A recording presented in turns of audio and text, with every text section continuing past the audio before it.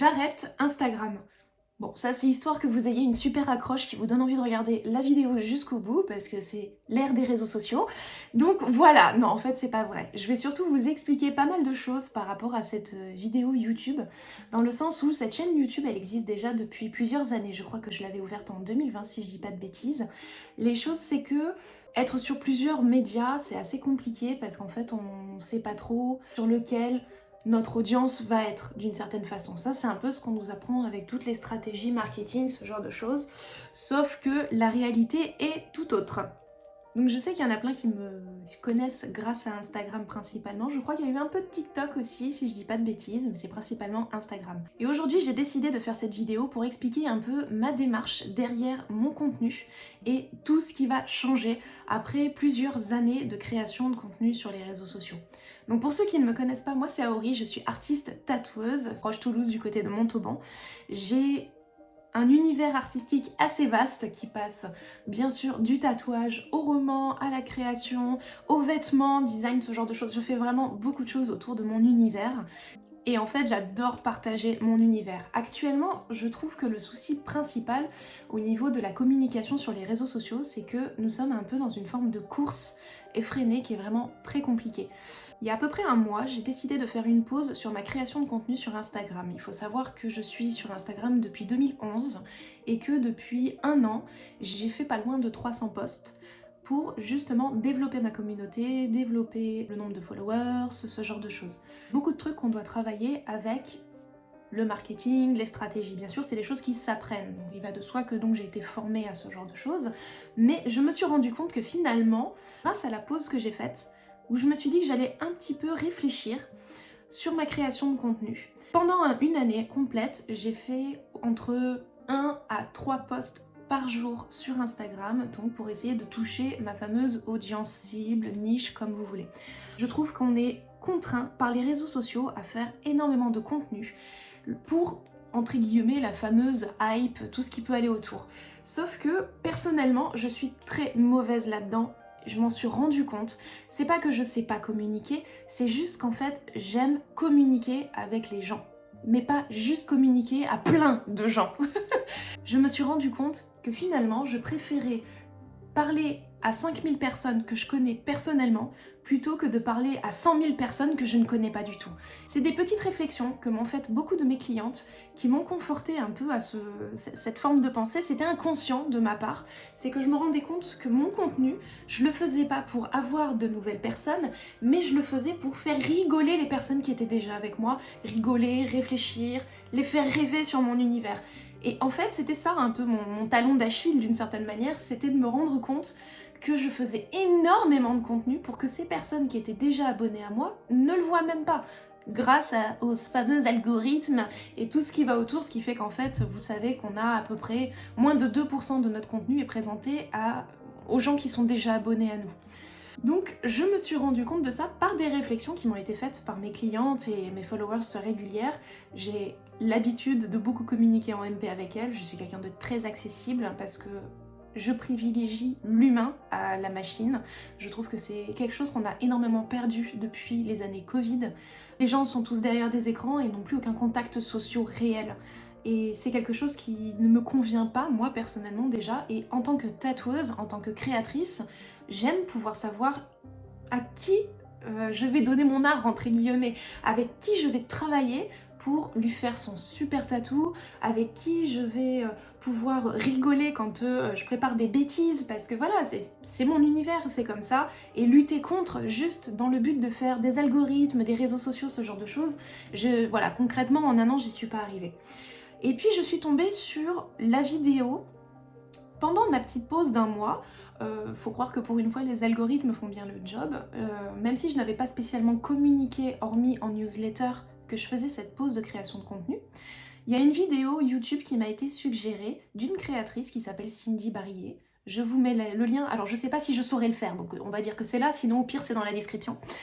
Sa vidéo m'a fait énormément de bien parce qu'elle parle justement de cette fameuse pression que nous mettent les réseaux sociaux, la création de contenu, le rendement, etc. En fait, tout ce qui se passe au niveau des réseaux sociaux, c'est quand même une pression qui est très discrète, dans le sens où moi je trouve vraiment que les réseaux sociaux et les algorithmes des réseaux sociaux, c'est un pervers narcissique. Mais clairement, au niveau du comportement. En gros, si tu lui parles pas pendant 15 jours, tu vas avoir entre guillemets, le malheur de refaire juste un post et là il va te propulser de ouf. Du coup tu vas vachement rayonner, tu vas gagner des abonnés, machin, etc. Donc toi tu dis ah ça y est c'est cool, j'ai trouvé la bonne formule et donc tu vas continuer à poster. Et en fait tout doucement il va te faire retomber dans les limbes. Donc c'est vraiment comme le pervers narcissique, il te dit je t'aime, c'est génial, il te fait un gros love bombing et d'un seul coup après bam il te met des grosses baves dans la tronche et toi tu comprends pas qu'est-ce que tu as fait, qu'est-ce que tu as mal fait pour que tout s'effondre. Ce qui fait que personnellement, je n'ai plus envie de relations toxiques dans ma vie. Ce qui fait que Instagram et ses algorithmes, Facebook, TikTok, tout ce que vous voulez. Quand je dis Instagram, c'est vraiment très général. Ça peut même être YouTube, c'est pareil. Je trouve clairement que ça nous met dans une position de création de contenu et de dépendance à cette création de contenu qui est finalement très mauvaise pour nous en tant qu'artistes, artisans, créateurs, ce que vous voulez. On n'est pas des créateurs de contenu à la base, nous sommes des artistes. Il y a 20 ans, un artiste, il communiquait pas de la même façon que maintenant avec les algorithmes et les réseaux sociaux. Le truc c'est qu'en fait, on nous demande d'avoir une casquette qui n'est pas une casquette naturelle, qui n'est pas une casquette habituelle pour nous, sachant qu'en général, les artistes, on a plutôt tendance à être un peu dans notre coin tout seul. Nous montrer, nous exposer, c'est quand même quelque chose de très compliqué, c'est une prise de risque émotionnelle aussi pour nous, ce qui fait qu'en fait, c'est quand même beaucoup de boulot émotionnellement pour nous, beaucoup de boulot en temps de travail, tout ça pour qu'à la fin ça soit vu par 10 personnes. Vous voyez ce que je veux dire? Ce qui fait qu'en fait, c'est un travail qui est excessivement ingrat, les réseaux sociaux. Personnellement, pendant cette petite pause d'un mois, j'ai pu vraiment... Ça a été une véritable prise de conscience pour moi sur pas mal de sujets, pas mal de points. Notamment, je me suis rendu compte que je n'ai fait que 4 posts pendant ce mois de pause. Et ces 4 posts, je les ai travaillés très différemment de ce que je faisais d'habitude, dans le sens où je ne les ai pas fait dans le but de toucher une nouvelle audience, je les ai fait dans le but de faire rigoler ma communauté ou de les faire participer. Ce qui fait que je me suis rendu compte finalement qu'ils participaient et qu'ils étaient super contents. Et j'ai jamais eu d'aussi bonnes statistiques qu'en faisant ces posts-là, ce qui est complètement lunaire, entre guillemets. J'ai fait des tonnes de posts pour qu'on puisse voir mon contenu avec toutes les stratégies marketing, tout ce qui va autour. Tout ça pour qu'au final ça performe pas. Ou si, c'est faux, j'ai eu un post qui a hyper performé, j'ai eu plus de 80 000 vues, machin, etc. C'était pas du tout en rapport avec mon boulot, comme d'habitude. Le truc qui va performer, c'est le truc qui est random, quoi. Voilà, c'est vraiment l'absurdité du bordel. Ça, on le connaît tous et toutes. Je me suis concentrée sur ces posts dans le but de faire rire mon audience, de les faire un peu rêver, de les faire participer à mon univers un peu différemment que ce que nous obligent à faire les réseaux sociaux. C'est-à-dire que j'ai voulu faire des posts plus lents, dans le sens où ce sont donc des carousels, je vous invite à aller les voir, vous les avez, je vais les intégrer là. Donc ce sont des carousels où j'ai pris le temps de raconter mon univers, comment j'aborde les choses, comment je travaille avec mes clientes, sur leurs projets, ce genre de choses. C'est exactement ce que je faisais déjà avec des vidéos, avec des reels ou autres, mais où au final il y avait zéro... comment dire, il y avait vraiment zéro visibilité dessus, alors que c'est exactement la même chose. Et là, ces posts ont cartonné, mais quand je vous dis cartonné, c'est que normalement, mes posts, j'avais en général, allez, si j'arrivais à faire 300 vues, c'était un miracle, et en général, c'était 300 vues toujours sur mes followers. Donc en fait, je touchais personne, tu vois. Donc je touche personne ailleurs, c'est ok de toucher mes propres followers, et ça me fait rire, mais même mes propres followers, si j'arrivais à toucher 300 personnes, c'était un miracle. Et là, j'étais à plus de 5000, sachant que j'ai justement ces 5000 followers. Donc ça veut dire que tous mes followers voyaient mon contenu. Et ça m'a fait du bien parce que je me suis dit, bon bah ça veut dire que les gens qui connaissent mon contenu, qui connaissent mon univers, peuvent quand même avoir accès à cette information. J'ai pas besoin de faire 30 000 posts, mais il faut les travailler différemment. C'est ok. Et là, il y a eu un post en particulier qui m'a fait prendre une autre forme de conscience, là, une autre prise de conscience. C'est le post du 1er avril, qui était donc un poisson d'avril. Mais vraiment, j'ai fait ce post... Le matin, je savais même pas que j'allais le faire. Déjà, je savais même pas qu'on était le 1er avril. Donc ça, c'est moi, hein, voilà. Je savais même pas qu'on était le 1er avril. Et je me suis dit, bah, quel est le truc le plus absurde que je puisse dire à ma communauté? Vraiment, le truc, plus c'est gros, plus c'est absurde. Enfin, vraiment, le truc le plus débile que je pouvais dire à ma communauté. Et donc, j'ai fait ce post en ce sens, pour vraiment qu'ils tombent pas dans le panneau, qu'ils se disent... Mais Aurélie, elle déconne là. Ah oui, lolilol, c'est le 1er avril, quel est couillon, voilà, bon bref. Et en fait, ce post, bien sûr, il a cartonné, parce que bon, c'est des posts 1er avril, en général, ça cartonne, si vous savez faire ce qu'il faut, ça cartonne. Mais ce qui m'a surpris, c'est que j'ai pris une vague de messages de haine et d'agressivité que je n'ai pas comprise. Parce que je me suis dit, mais je pouvais voir au niveau des statistiques que ce post a rayonné, mais au niveau des personnes qui étaient abonnées à mon compte. Ça veut dire que c'est pas des personnes extérieures à mon compte qui sont venues gueuler, c'est des personnes qui sont abonnées à mon contenu. Et je me suis dit, pour que des personnes soient abonnées à mon contenu et soient persuadées que ce que je dis dans ce post est la réalité, ça veut dire qu'en fait elles ne me connaissent pas du tout. Et là je me suis dit, mais attends, j'ai fait 1400 posts sur ce compte Instagram et on ne me connaît pas. Ça veut bien dire ce que ça veut dire, c'est qu'en fait, les gens ne prennent même pas le temps de regarder les comptes auxquels ils sont abonnés, ils ne prennent même pas le temps, ils s'abonnent, ils cliquent, ils font gaffe à rien, etc. Et lorsqu'il y a un post qui va fonctionner, l'algorithme va le propulser à tout le monde va le voir, et là, en plus de ça, les gens tombent dans le panneau d'un 1er avril, mais en plus, ils vont me prêter des intentions que je n'ai pas, et que s'ils avaient pris 2 secondes pour bien regarder mon contenu sur les réseaux sociaux, ils voyaient quand même qu'il y avait 1400 posts qui répètent la même chose, qui disent bien justement que je ne ferais pas ce que je disais dans ce premier poisson d'avril. Et là, ils soutiennent mordicus que c'est inadmissible. Non, mais j'ai pris vraiment des messages qui étaient vraiment très vénères. Et là, je me suis dit, mais je n'ai plus envie de créer de contenu pour des gens qui ne me connaissent pas. Tout simplement. Je n'ai plus envie de faire ce contenu-là. J'ai envie de m'amuser avec les gens qui me connaissent, avec les gens que je tatoue, avec les gens qui m'achètent mes créations, avec les gens qui me partagent leur histoire, avec les gens avec lesquels je rigole, avec les gens avec lesquels ils pleurent aussi quand il m'arrive des choses qui sont difficiles, parce que voilà, on a noué quelque chose qui était humain, quelque chose qui était profond et qui n'est pas juste un écran et un algorithme. Je voulais vraiment renouer avec des gens. Les gens qui m'achètent mes créations ne sont pas des cartes bleues sur pattes. Ça, c'est même une réflexion que m'a fait une cliente. Et c'est pour ça que ça m'a résonné. Elle m'a dit, ce que j'aime avec toi, Aori, c'est que je ne suis pas une carte bleue sur pattes avec toi. Je dis, mais qu'est-ce que tu veux dire par l'histoire de la carte bleue sur pattes? Qu'est-ce que ça signifie? Elle me dit, bah ouais, en fait, il y a plein de créateurs et de créatrices sur les réseaux. À chaque fois qu'ils sortent une collection, on se rue dessus. Mais on n'a même pas un message dans les MP, on n'a même pas, quand on leur envoie un petit MP, on n'a même jamais de réponse. Quand on commente sur leur réseau, on n'a jamais de réponse. Il n'y a pas de véritable interaction avec eux, ce genre de choses. Je dis, mais c'est quoi l'intérêt? Enfin, faire de l'argent pour faire de l'argent, moi, ça me... Enfin, oui, ok, on a besoin de bouffer, on a besoin de payer nos factures, c'est ok, je suis complètement d'accord là-dessus, mais pas au détriment de l'humain, pas au détriment de notre communauté.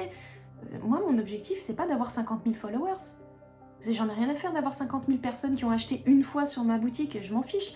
Moi, ce que j'aime, c'est que mes créations, ils les vivent avec moi du début jusqu'à la fin. Et moi, j'aime bien quand après, ils me disent « J'ai reçu ta création, voilà ce que j'en fais ». 2 ans plus tard, on m'envoie des messages, 3 ans, 4 ans, 5 ans plus tard, on me dit « Ouais, j'ai encore ressorti ta création ». Et moi, je trouve ça génial. Et ça me fait super kiffer, déjà parce qu'en plus, j'ai un retour de longévité. Pour moi, c'est super important que quand les gens achètent une de mes créations, elle dure pas 3 semaines. Voilà, encore une fois, c'est parce qu'on est dans la fast consommation, fast fashion, tout ce que vous voulez. Je veux que quand quelqu'un m'achète un maillot de bain en 2021, en 2025, il puisse toujours le mettre. Il est là, ce fameux maillot, d'ailleurs, vous le voyez là. Ce maillot, je l'ai créé en 2021. Il fonctionne, il est là, c'est pas un problème. La qualité, la matière, les clientes sont capables de me dire que c'est ok et qu'elles préfèrent acheter ce genre de choses plutôt que d'aller dans les grandes consommations. Je vais pas dire de nom de marque, mais vous avez compris le principe. Tout ça pour dire que je n'ai plus envie de faire de création de contenu pour toucher des gens qui ne me connaissent pas, qui ne vont pas prendre le temps de me connaître, qui vont s'abonner sans jamais regarder le reste de mon contenu. Ça ne m'intéresse pas. Je n'ai pas envie de ça. Moi, j'ai envie d'une communauté, j'ai envie de rire avec les gens, j'ai envie de partager avec eux, j'ai envie que quand ils viennent se faire tatouer chez moi, ils se sachent d'emblée en sécurité émotionnelle, sécurité physique. Ils savent qu'ils ne vont pas être jugés sur leur corps, le machin. Je m'en fous, moi, de ça. C'est vraiment pas mon truc.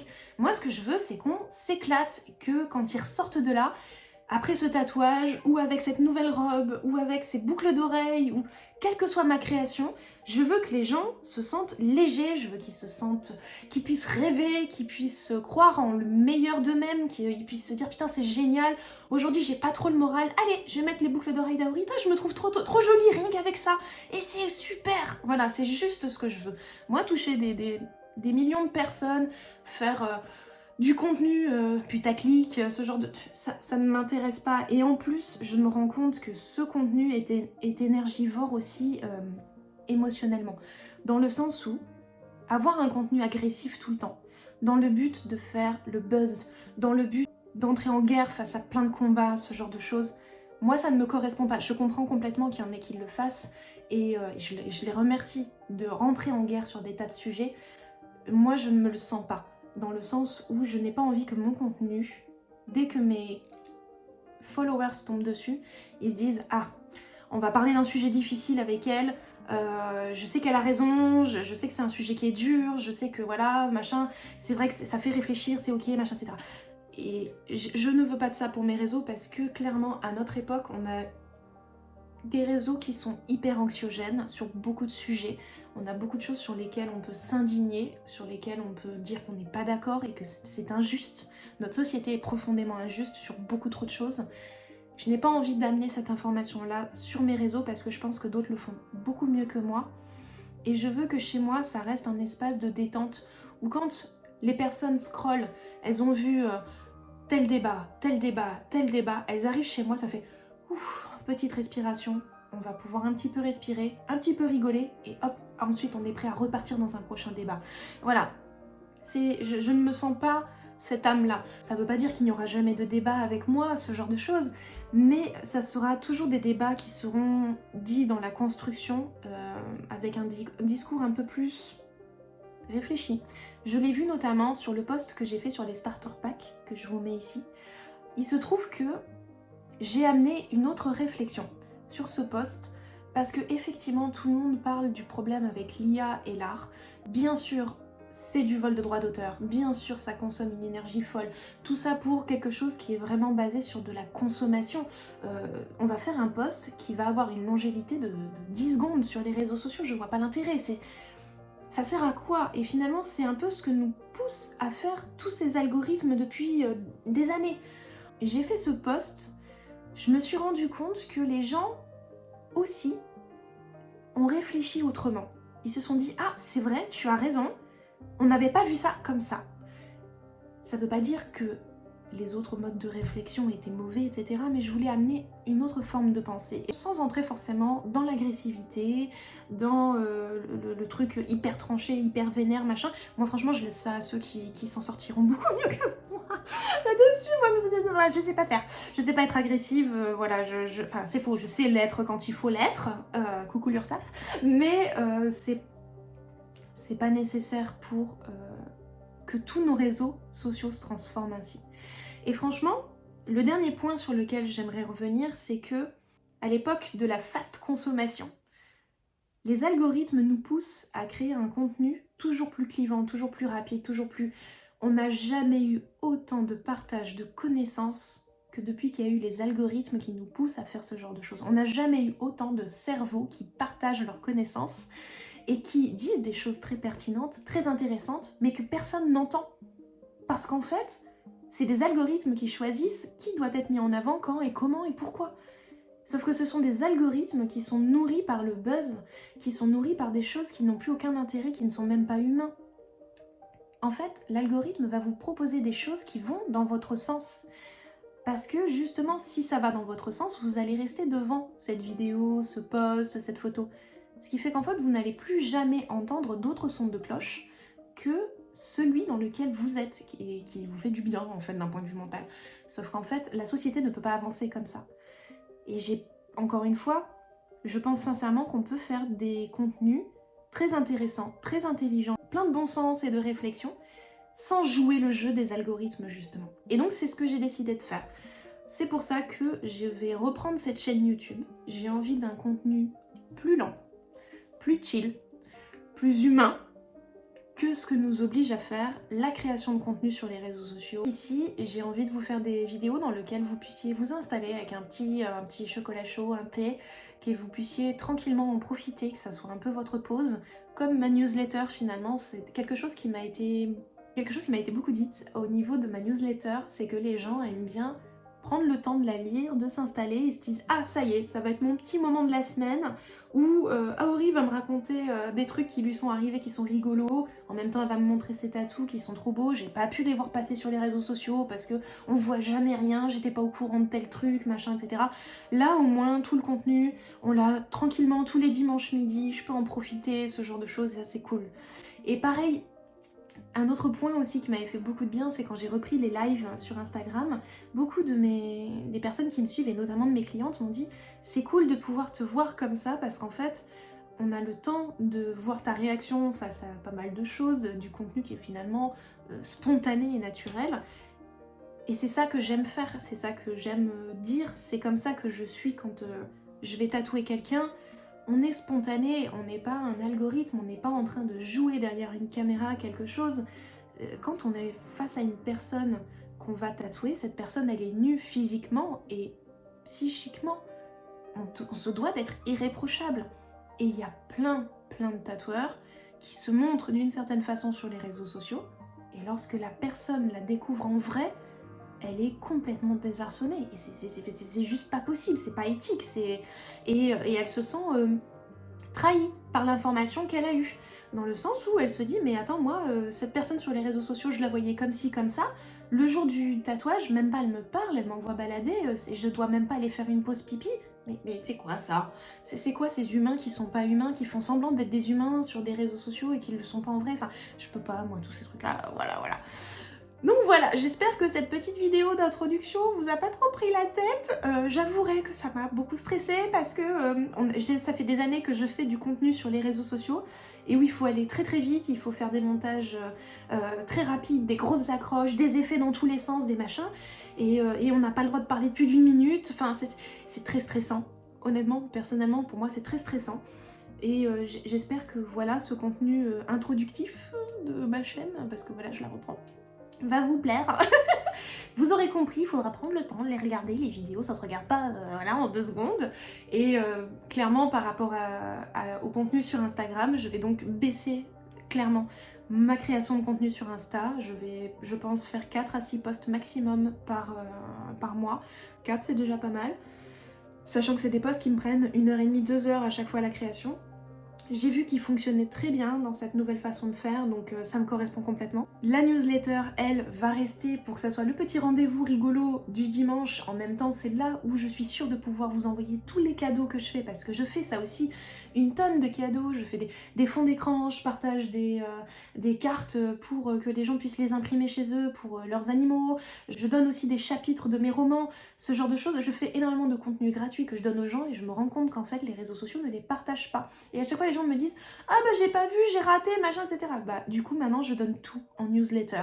Comme ça, si tu veux mes cadeaux, tu es sûr de les retrouver. En plus, tu peux conserver les newsletters, tu peux garder les cadeaux. Si tu les as perdus, tu peux les retrouver. Voilà, beaucoup plus simple pour moi, beaucoup plus simple pour vous, même plus sécurité parce que bah voilà, c'est directement un email, il n'y a pas de problème. Il y a aussi mon blog qui me permet d'avoir un petit rappel écrit de ce que je fais comme contenu que vous allez retrouver sur Instagram et sur YouTube.